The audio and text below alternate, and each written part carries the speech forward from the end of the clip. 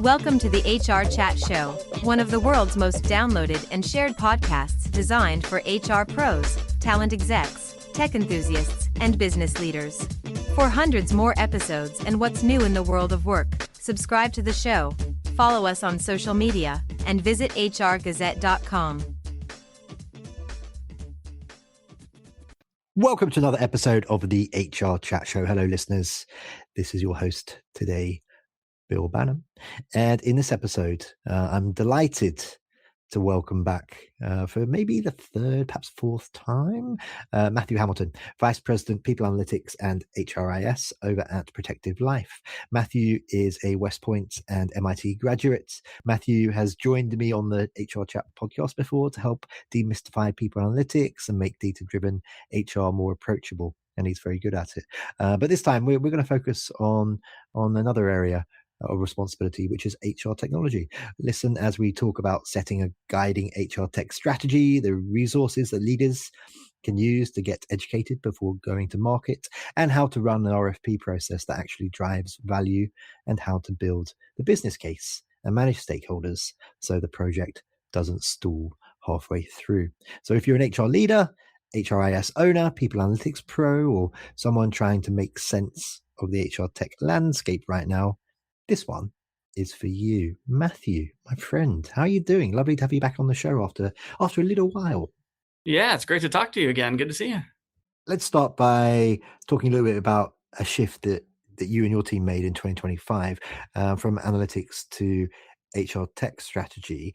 You're well known, of course, for your people analytics work, but you've said your bigger focus last year in 2025 wasn't analytics. Actually, it was more around the HR tech stack. So what's changed? Well, really nothing's changed actually. So I've always had responsibility both for people analytics and HR technology. I'm kind of blessed. Our HRIS team reports up to me, and I'm really lucky in that I've got a great director of HRIS who really runs the team and everything that's going on. Lets me take more of a strategic view. But as far as what's changed, really nothing's changed. We actually started several years ago building out our strategy for HR technology. In 2025 just kind of it was sort of the natural culmination point of a lot of points of that strategy. So it wasn't really not reacting to anything in the business or the market. It was really opportunities that we had defined years ago, where it was just the natural point of progression in some of our tech stack that really allowed us to kind of refocus and take that strategy, or use our strategy to take ourselves to the next step.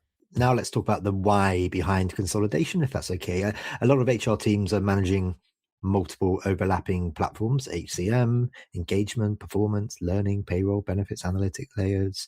What are some of the biggest pains that companies can solve by consolidating their vendor platforms? Yeah, so a lot, really, and it really depends on each company and what your tech stack looks like. That really drive the pains, or maybe I'll try and be more positive. Not the pains you're trying to fix, but the opportunities you're trying to pursue to continue to grow and improve and make things better. So, so obvious ones, right? It could be that you're trying to improve cost, lower your expenses. That can be a great one. Another real common is trying to reduce complexity, simplify your architecture.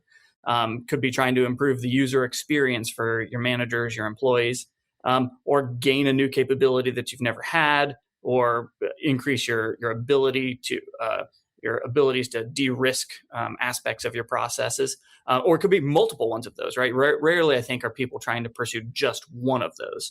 So it's trying to balance each of those things, and to be fair, and go back to a word you said in the question, consolidation. To be fair, I'm not necessarily an advocate of consolidating everything, right? Like this is actually part of our strategy. When we first started outlining our tech strategy, we measured ourselves in terms of how consolidated were we. We looked at how many different vendor platforms we had serving how many different capabilities or functional areas. And so if you think about it, on one extreme, a company could be where you have literally one platform to do everything. I don't think that's fully realistic. On the other end of the spectrum, you could have a separate platform for every single function or capability or need that you're trying to serve. And that becomes unwieldy to try and manage. That's just got so many pieces to it, drives your costs up, increases your complexity.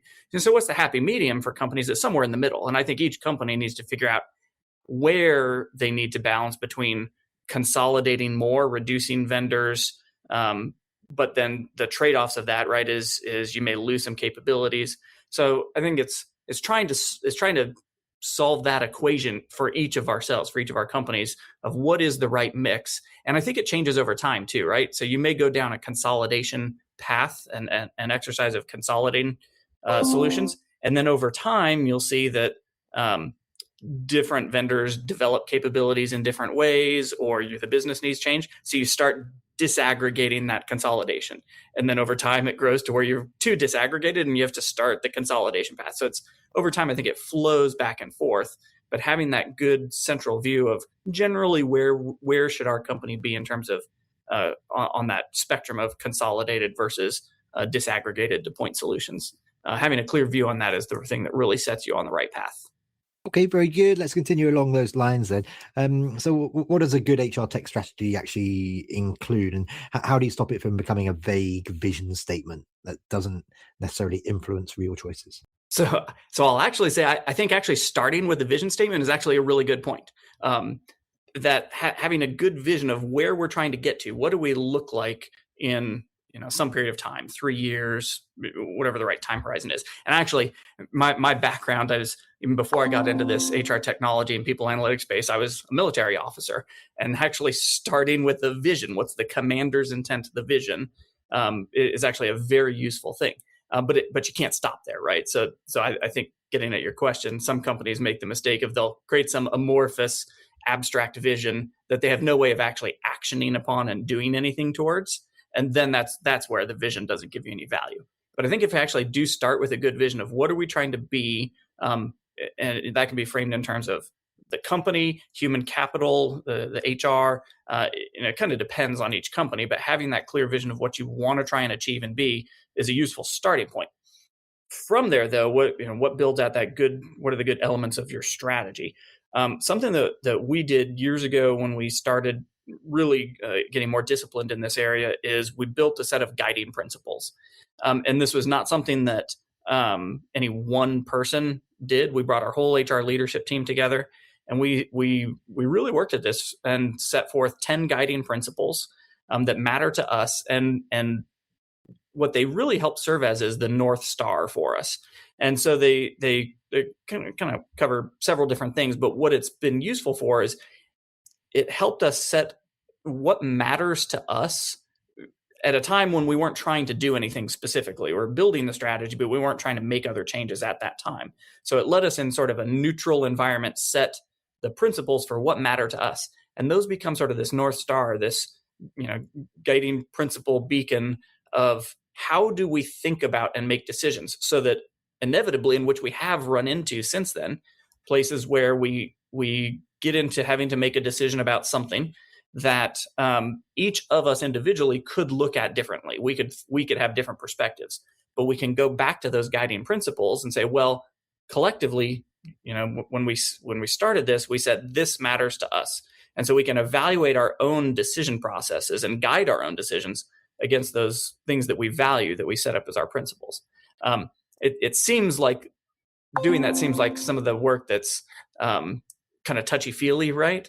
But I've really found that it's useful to go back to and say, this is how we said we're going to think about things and how we're going to make decisions. Next piece, I think, in a strategy is just having a real good understanding. You got to have a real solid understanding of what your tech stack looks like. Not just who our vendors are, not what our platforms are, but what are they? What capabilities do they provide?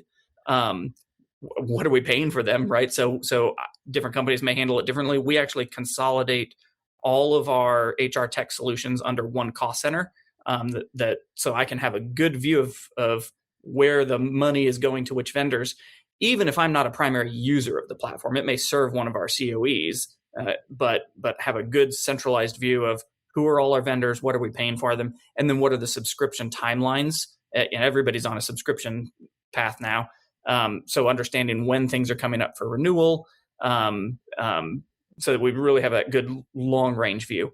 And then what we've done is we've taken all those capabilities and we've literally made a map, an ecosystem map, where we literally on paper drew out where do the platforms sit next to each other and how do they overlap in terms of functionality and capability. If you're a company who's highly disaggregated and have a lot of point solutions, it's very likely you'll find where you're paying 2 or 3 different vendors for very similar functionality where you have that overlap. So getting a sense of where that's happening can give you kind of help identify some of those opportunities where maybe over time we can collapse some of these down into one vendor. And then I'd also say your strategy, you also want to think about having a long range view. And I kind of laugh when we're doing not HR technology focused, but when our HR leadership team is talking about goal planning for the next 6 months, 12 months. I kind of chuckle sometimes because our HR tech strategy, we've mapped out a timeline that goes out till 2030, multi-years. And it's going to change. Like things will change over time because stuff happens, right? But particularly when everything I mentioned before, so many, practically all software you get now is on a subscription model. So when you're locking yourselves into a 24, 36 month, multi-year subscription, you've got to be thinking forward to, well, not just what's going on now, but what happens multiple years in the future when we're coming up for renewal. Does something become an opportunity to change a vendor in the future? It may drive current decisions of when I'm going out to get something now, having a sense of, well, when is my, an adjacent type of vendor solution, when is that coming up for renewal? That may drive what kind of a subscription timeline that I lock in now, so that I'm not hurting myself down the road and reducing my future decision opportunities. So there's probably a lot more that goes into it, but those are some of the things that really jump to my mind in terms of what do you want to have in that strategy?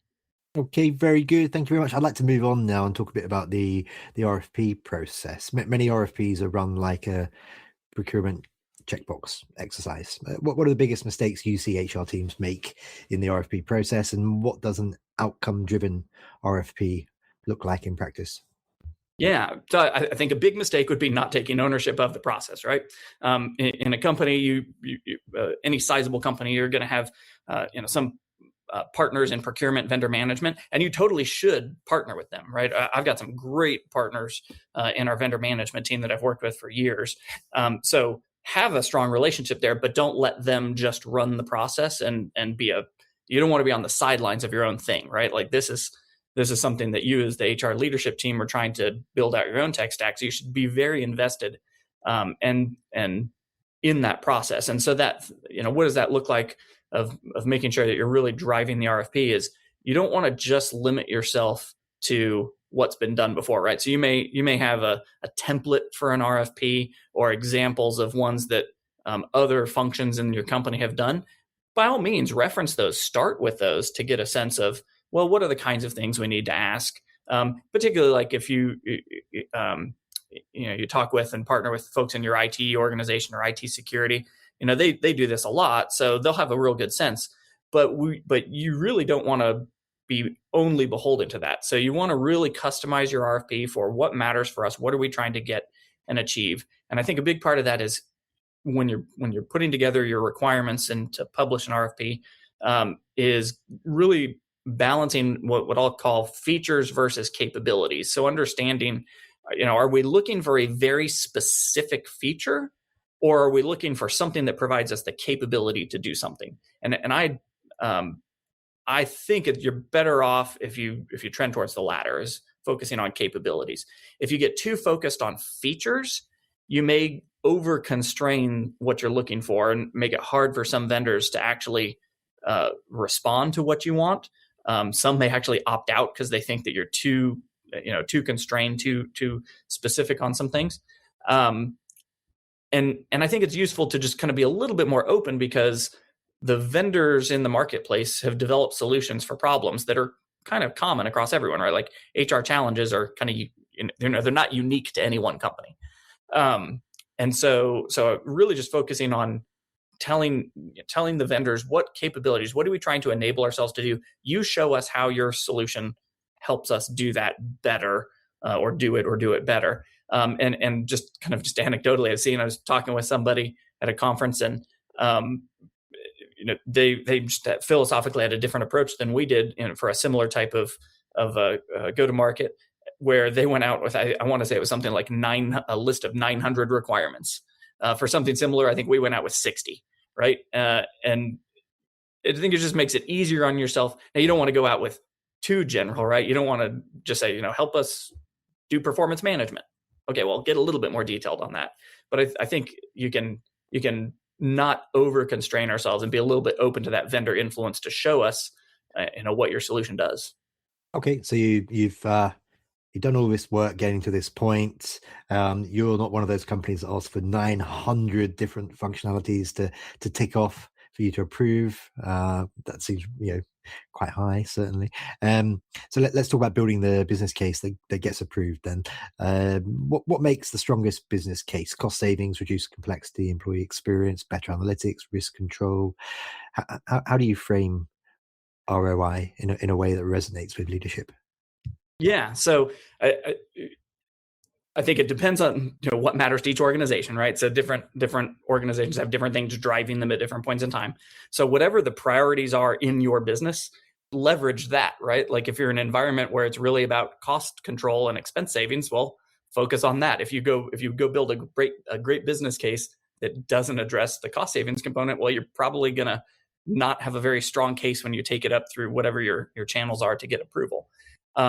So really, going back to some of those opportunities we talked about earlier, cost savings, reducing complexity, improving experience, it really depends on what matters to your organization. So make that sort of the primary drive for building your case.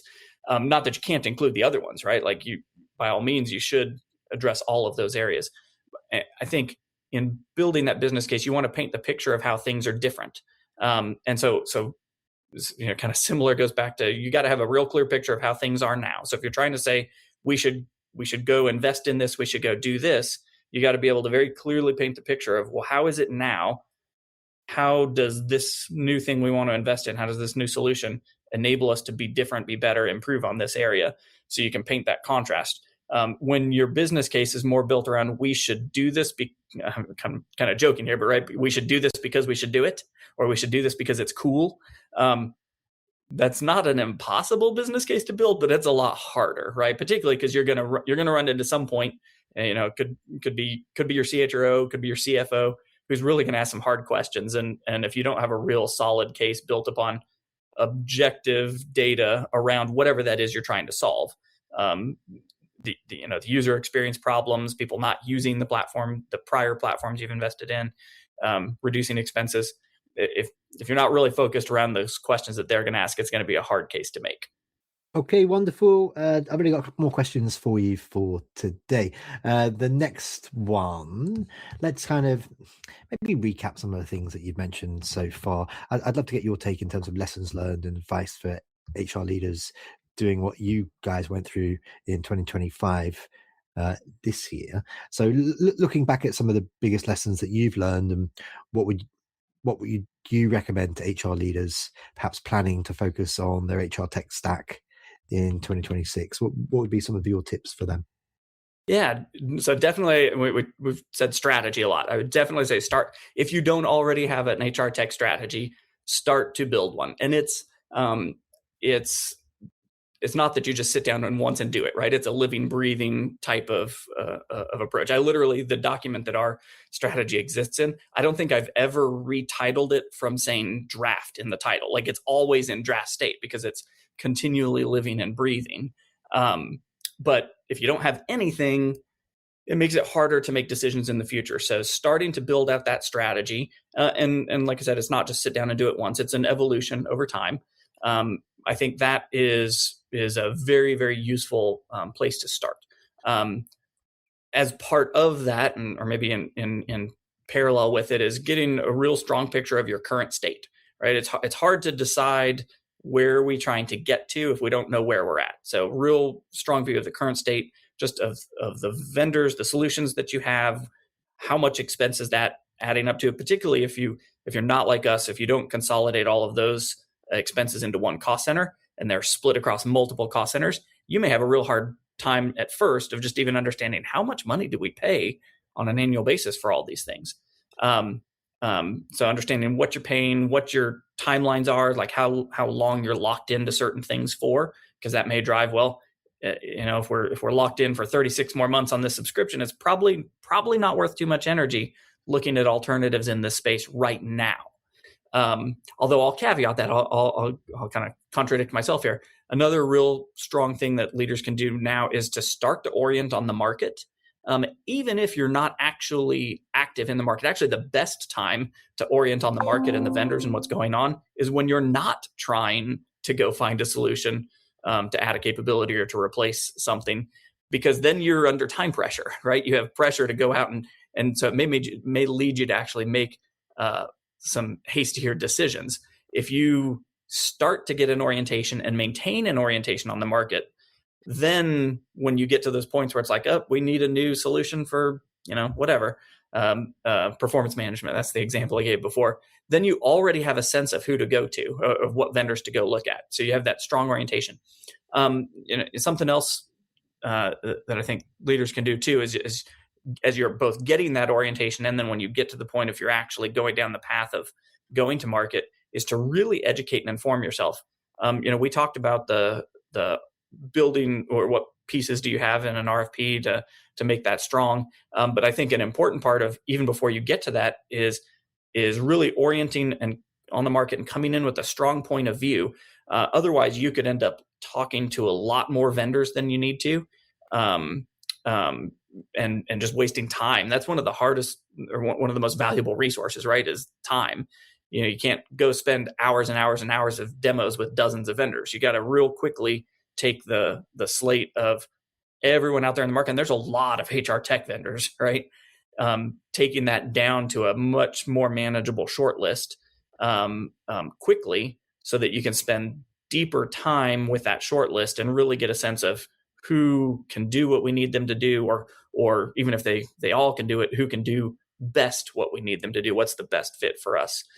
So getting that market orientation, engaging with the different resources out there, research and advisory firms, different aggregators of reviews. I've actually found we came into some evaluations with a good point of view to begin with, but we actually also augmented that using generative AI, using a researcher agent within Microsoft Copilot. Gave it some info of what we were looking for, some constraints for some of the shortlist we were looking, and I was actually shocked at how good the research was, helping inform and frankly validate things that we already knew. Give us that further layer of confidence. So I mean, it's an interesting space to be in, an interesting time to be here. I think a lot of companies would find opportunities.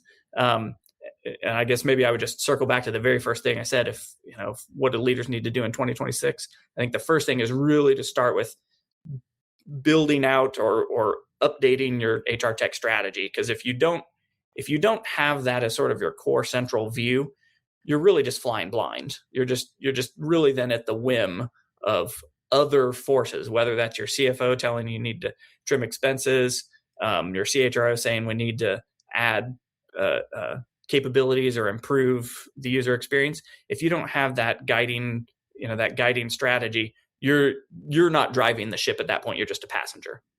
So don't be a passenger, listeners. Matthew, before we wrap up for today, how can our folks learn more about you, connect with you? Is that LinkedIn? Do you want to share your email address? Tell us more. Yeah, LinkedIn. If you just search Matthew Hamilton on LinkedIn at Protective Life, that's probably the best. I'm not much of a social media maven other than on LinkedIn. Perfect. Well, that just leads me to say I always enjoy our conversations. You, sir, are a wealth of knowledge. I appreciate you. Thank you very much for coming back on the show. Yeah, it was great to talk. And listeners, as always, until next time, happy working. Thanks for listening to the HR Chat Show. If you enjoyed this episode, why not subscribe and listen to some of the hundreds of episodes published by HR Gazette? And remember, for what's new in the world of work, subscribe to the show, follow us on social media, and visit hrgazette.com.